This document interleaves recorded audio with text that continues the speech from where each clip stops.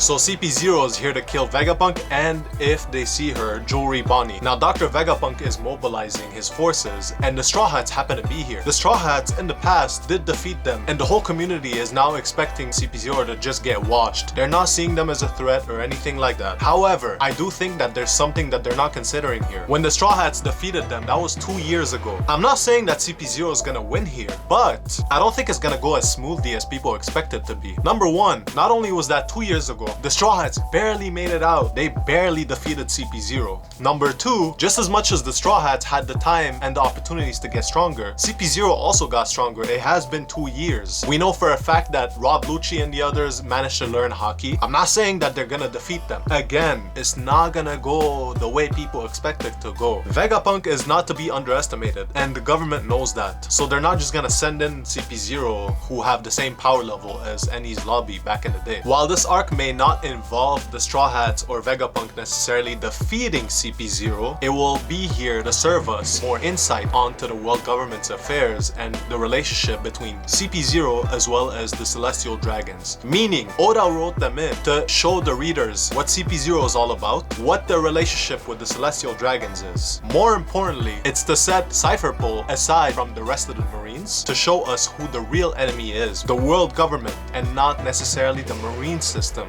Our goal is to take them down by the final war. Let's be honest though, Cipher Pol 0 is not about to destroy the Straw Hats. The Straw Hats are a Yonko crew at this point. It's gonna take another Yonko crew or above, maybe the world government as a whole, to take them down. Not a small unit of a few Cipher Pol agents. But I would also expect CP0 being here to leave a dent and leave some damage in everything that's going on between the Straw Hats and Vegapunk. I wouldn't be surprised if Vegapunk or some of Vegapunk's bodies get killed in this arc, because he knows way too much and I don't think Oda is ready to reveal everything at once. CP0 is probably here to leave some damage and create a bigger enemy or opponent as a whole. Could be Vegapunk's technology somehow backfiring, which some community members are actually talking about right now. Regardless, their presence will create a bigger problem for the Straw Hats. Definitely expect some altercations, some back and forth between Luffy and Lucci, Zoro and Kaku, but I would not expect a full-on rematch